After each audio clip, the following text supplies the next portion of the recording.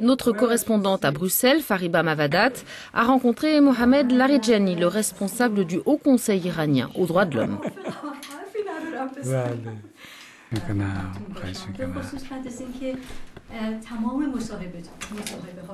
L'Iran a continué à faire la une de l'actualité ces dernières semaines, en partie en raison du nouvel échec des négociations autour de son programme nucléaire, et en partie aussi en raison d'un rapport des Nations Unies sur la situation des droits de l'homme en Iran. Je suis avec Mohammad Javad Laridjani, secrétaire général du Conseil des droits de l'homme en Iran et conseiller du guide suprême, l'Ayatollah Khamenei. Le rapport de l'ONU est rempli de cas de violation des droits de l'homme.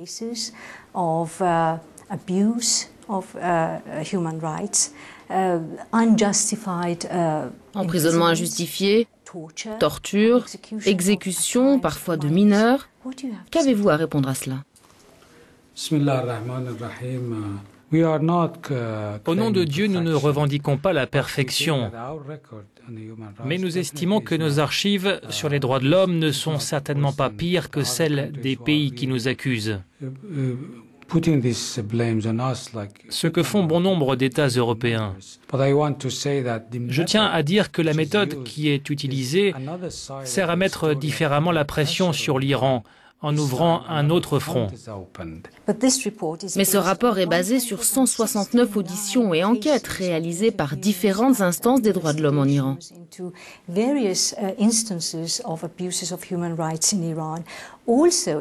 En outre, il se base en dehors des Nations Unies sur le travail de 3 importantes organisations des droits de l'homme dans le monde. Amnesty International, Reporters sans frontières et Human Rights Watch. Vous ne pouvez pas dire que tout est biaisé. Il doit bien y avoir une part de vérité derrière. La question de la crédibilité de ce rapport est très importante.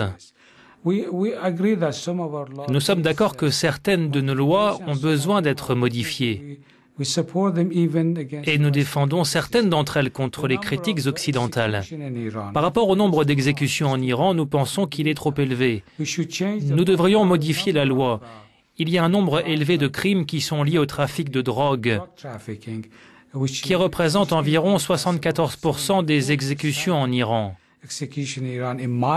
À mon sens, il n'est pas nécessaire de les considérer comme des crimes graves. Donc il faudrait changer la loi. Mais de nombreux parlementaires ne sont pas de cet avis. Faire de la propagande contre le régime est considéré comme un péché dans la République islamique. Exprimer une opinion, être un blogueur, signifie faire de la propagande contre le régime, ce qui a conduit de nombreux jeunes gens en prison, des jeunes qui auraient été torturés. Ce n'est pas vrai, l'Iran est en avance sur tous les pays du Moyen-Orient au niveau de l'utilisation d'Internet.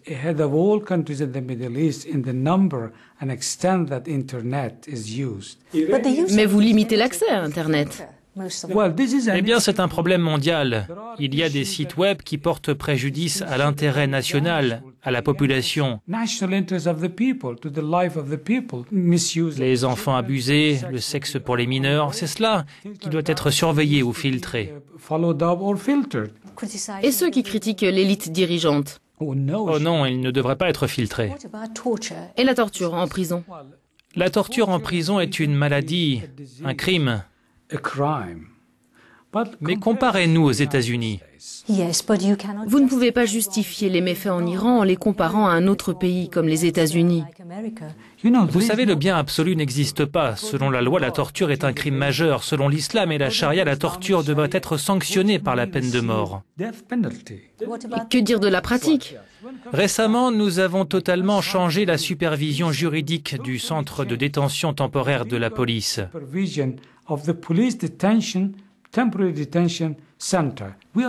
Nous ne défendons pas les méfaits. Nous défendons ce que nous voulons améliorer. En ce qui concerne l'administration pénitentiaire, c'est un problème d'efficacité et de compétence. L'administration pénitentiaire n'est pas le seul problème. Nous sommes prêts à discuter de tous nos défauts, mais nous n'acceptons pas d'être pointés du doigt. C'est la mauvaise approche que la communauté occidentale, en particulier les États-Unis et les Européens, ont envers l'Iran. Parlons maintenant des prochaines élections. Dans les autres démocraties, ce sont généralement les partis politiques ou les organisations qui approuvent leurs candidats. En Iran, c'est le Conseil des gardiens, qui est composé de 12 hommes. 6 d'entre eux sont nommés par le guide suprême, l'ayatollah Khamenei, les 6 autres par la magistrature. Et le peuple iranien dans tout cela? Le travail du Conseil des gardiens ne consiste pas à approuver un candidat. Ils regardent si les candidatures sont valables.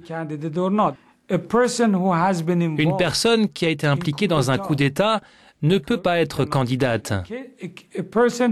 Quelqu'un qui n'adhère pas à l'islam ne peut pas être candidat non plus.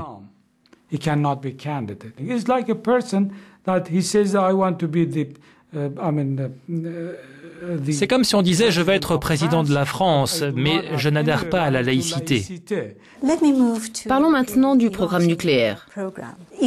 Désormais, l'Iran est sous la menace militaire de la communauté internationale. L'inflation explose et les sanctions font mal au pays. Tout cela pour 20% d'uranium enrichi, pour un programme incomplet. La situation de l'Iran n'est pas si mauvaise que vous le dites, car le pays progresse et survit. La question de la technologie nucléaire n'est pas seulement d'avoir 20% d'uranium enrichi.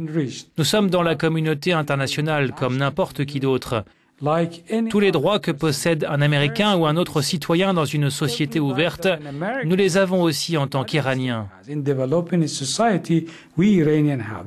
Les Israéliens disent qu'ils ont peur de l'Iran, c'est leur problème s'ils sont paranoïaques. Je ne vais pas juger les arguments de chaque camp. C'est de la réelle politique.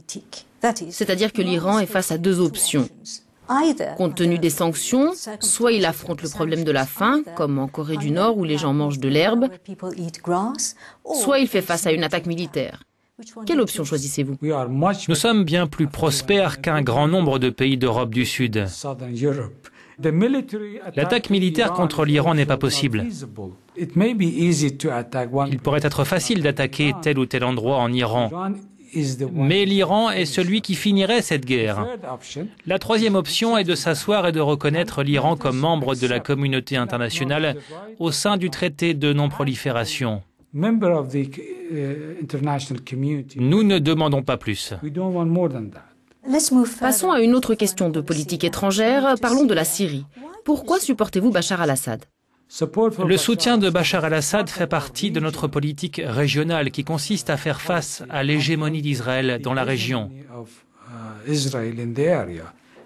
Les Américains et les Européens veulent imposer un changement en Syrie car ils veulent y installer un dictateur au nom de la démocratie qui serait le faire-valoir d'Israël. Il vaudrait mieux arrêter d'armer les terroristes qui vont là-bas et laisser l'opposition, toutes les oppositions, s'asseoir et organiser une élection. Chacun devrait y prendre part. D'ailleurs, Bachar al-Assad était d'accord avec ce principe. L'Iran, de son côté, soutiendra la décision du peuple de Syrie. Mr. Larijani, thank you. Thank you very much.